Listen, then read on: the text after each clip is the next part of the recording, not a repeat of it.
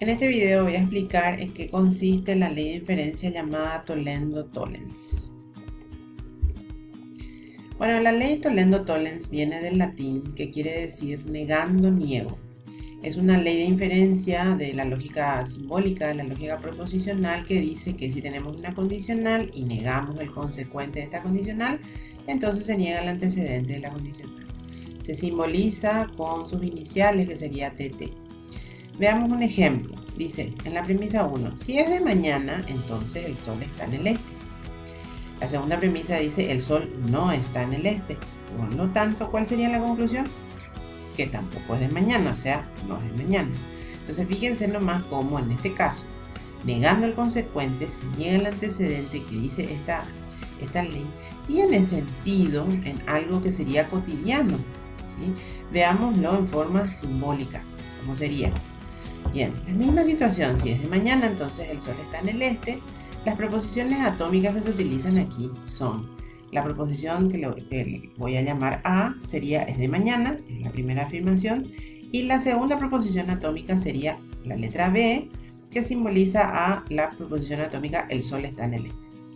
Entonces, en forma simbólica, si yo escribo si es de mañana, entonces el sol está en el este, sería A, entonces B, la primera proposición, o sea, la primera premisa de la demostración.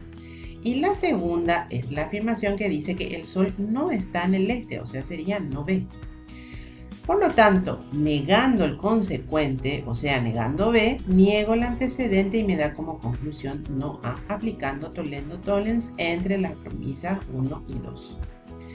Entonces tenemos dos premisas que tienen que ser sí o sí la condicional y la negación del consecuente, y el resultado o conclusión va a ser la negación del antecedente.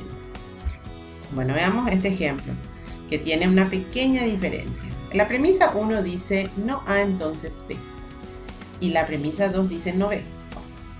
En esta condicional estamos negando el consecuente, que es B. Por lo tanto, al aplicar la ley Tollendo-Tollens, sería la negación del antecedente, o sea, la negación de A, de no A, que me da no A.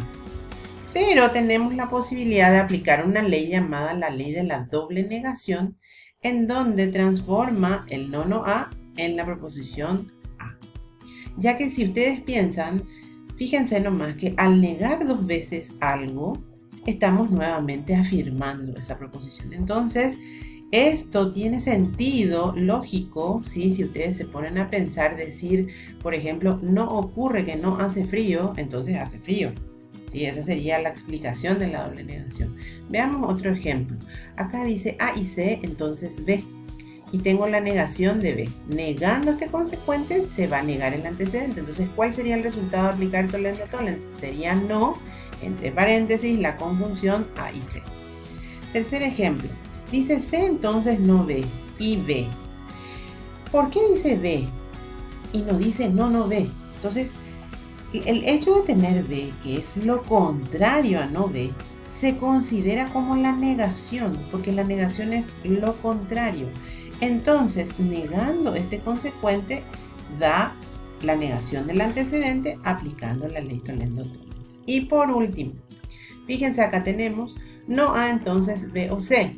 La negación del consecuente sería no, paréntesis, B o C. ¿Y qué me da como resultado? Y fíjense que yo aquí ya coloqué directamente A.